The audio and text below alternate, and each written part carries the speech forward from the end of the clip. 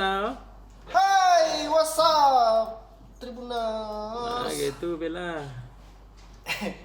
Seperti biasa di malam minggu kita mau review sedikit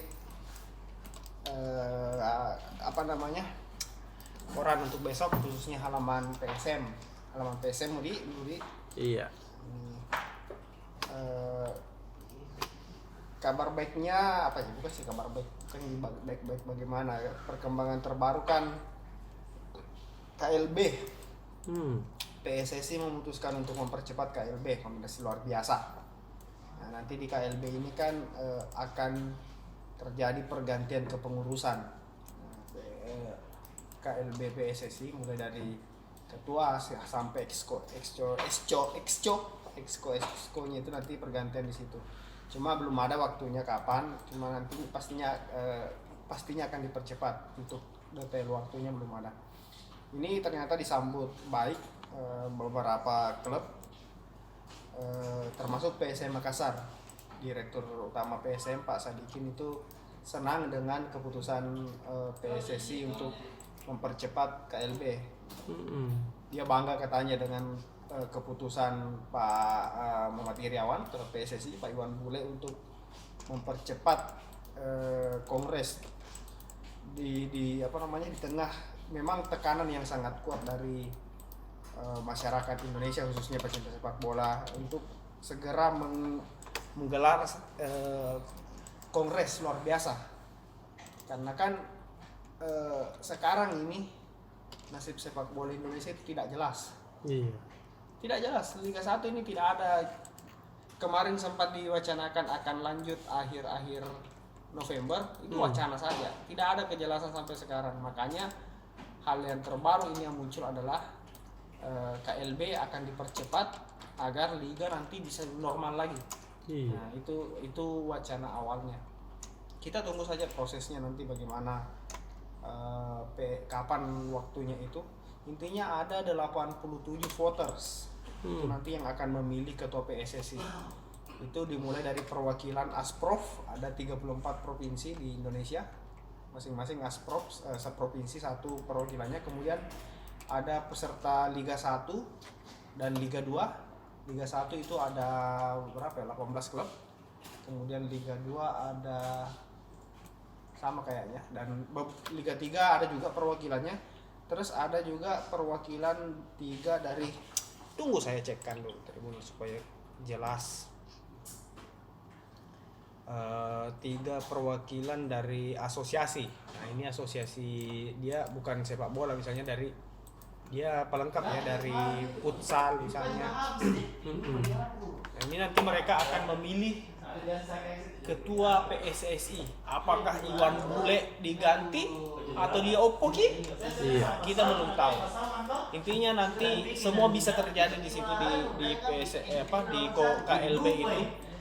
Bagaimana keputusan klub, apakah mereka puas dengan pengelolaan PSSI sekarang, ataukah mereka ingin mencari sosok-sosok pengganti baru?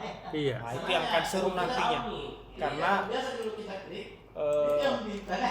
ini jabatan ketua PSSI ini jabatan yang panas juga, Tribuners. Dia itu apa ya? Pokoknya hot sekali nih, banyak sekali orang yang mengincar jabatan 01 di PSSI. Jadi bisa jadi nanti ini akan muncul sosok-sosok yang mau menjadi ketua PSSI. Dan sebenarnya bagus, kita sarankan, kita maunya semakin banyak tokoh-tokoh yang muncul nanti mengajukan diri untuk maju sebagai ketua PSSI. Iya. Khususnya mereka yang peduli dengan sepak bola, tentunya kemajuan sepak bola kita. Siapa tahu ada dari Makassar, ada, kita tidak tahu ya, mudah-mudahan ya. Iya. Ya, kita lihat saja nanti, tunggu ke kongresnya. Intinya kita mau sepak bola cepat, masalah persepak bola Indonesia cepat selesai. Tragedi Kanjuruhan yang sudah berlalu, biarlah berlalu, itu menjadi pelajaran. Kita sampai sekarang pun kita masih turut berduka pada ratusan keluarga korban itu, tapi itu menjadi pembelajaran supaya berbenah dan persepak bola Indonesia semakin maju ke depan. Iya dong. Untuk berita di halaman PSM lainnya, ada kabar ini kan masih libur pemain, dan beberapa pemain itu diminta latihan mandiri, ternyata ada juga pemain PSM yang ikut tarkam. Ada satu pemainnya posisinya kiper. Nggak usah bisa tanya ke siapa namanya, cari tahu. Pokoknya kiper PSM cuma punya 4 kiper sekarang. Dulu ya. Ada salah satunya kiper PSM yang main tarkam. Dia main tarkam dulu dan hebatnya lagi dia berhasil mengantarkan timnya juara tarkam gitu. Lumayan.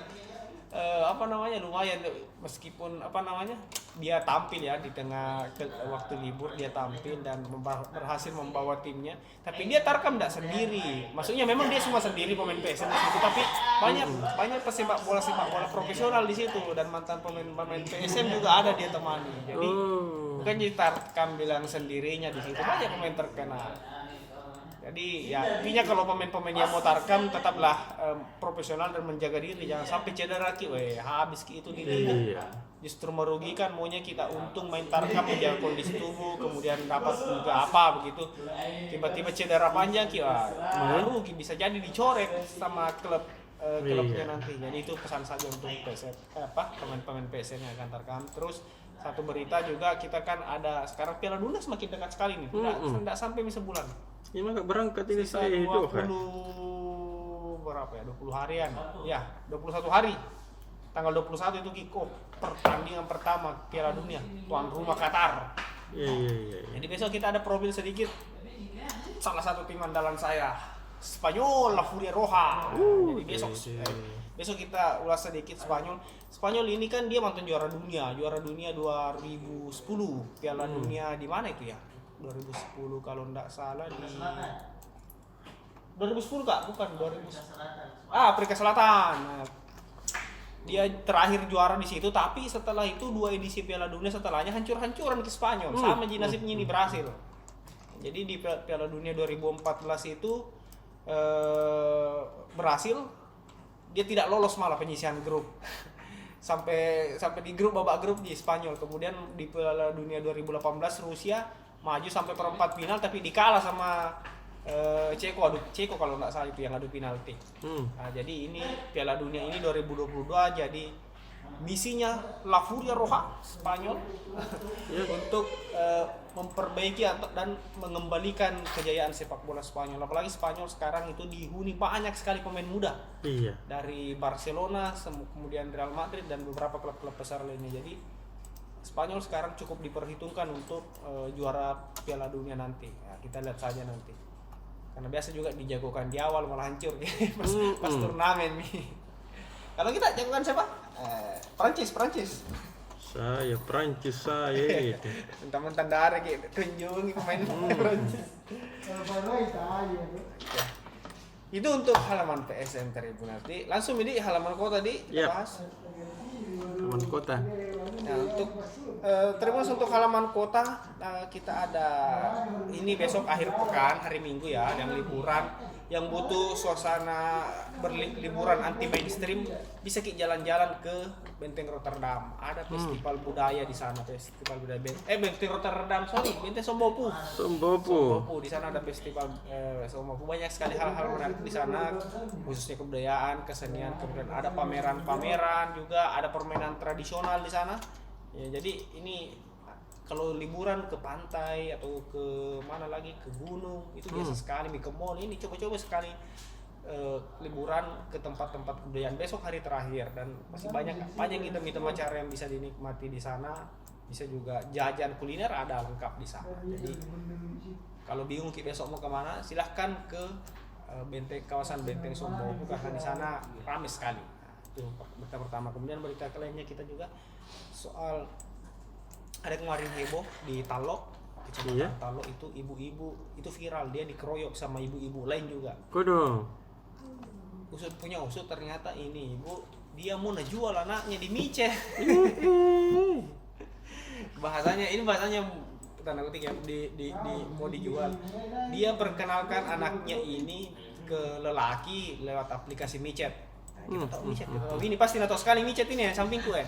Sering pakai.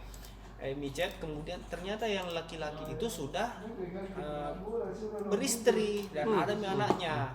ketahuan lah sama ibu-ibu yang lain itu, tetangganya atau yang masih kerabatnya juga. Akhirnya diduga nih bahwa ini anaknya mau dijual ini atau dijadikan maaf ya, PSK ke ini. Dikeroyok lah dia dan baku tonjok di situ. Akhirnya diamankan, kedua ibu ini diamankan ke polisi dan dipertemukan dan didamaikan. Dan berlanjut di kasusnya karena mereka sepakat berdamai, dan kata polisi dugaan untuk penjualan anaknya itu menawarkan anaknya untuk ke lelaki Dumbelang itu masih dugaan. Dia kabarnya hanya mencari untung namanya polisi. Dia perkenalkan anaknya, dia berharap dikasih uang gitu. Dia tidak sampai jauh katanya, kata polisi. Entahlah, itu kan karena kasusnya sudah selesai, mungkin tidak ditelusuri lebih jauh. Tapi ini waspada juga ya untuk teman-teman untuk Tribunars ya, jangan sampai ada yang senasib seperti ini kita diperkenalkan, apalagi lewat aplikasi-aplikasi semacam ini ya, aplikasi-aplikasi chat yang sangat rawan memang jadi tempat-tempat praktik-praktik perdagangan manusia seperti ini. Waspada saja, khususnya ibu-ibu, bapak-bapak yang ada anaknya, hati-hati. Pantau-pantau itu HP-nya nak tak, siapa tahu ada aplikasi begitunya dia. Ya, dikit. Jadi kalau ada HP-nya itu cek saya lihat apa yang dia main, siapa tahu ya, kita harap tidak seperti itu. Oke, Mas. Untuk selebihnya di berita kota itu kita ada juga berita-berita dari berita kota ya. Soal beberapa berita kampus, soal kegiatan-kegiatan di kampus bisa kita. Besok kan tidak ada halaman kampus, jadi kita bawa ke berita Makassar supaya Anda yang sivitas perguruan tinggi bisa tetap membaca berita-berita kampus. Oke, terima kasih sudah beli. Karena saya mau jalan-jalan malam mingguan ini. Deh, jalan-jalan jam berapa nih? Jam berapa kita ini? Sebenarnya bukan jalan-jalan, ini pergi main jemput. Oke, terima kasih. Oke, kakak Barisan titip dulu.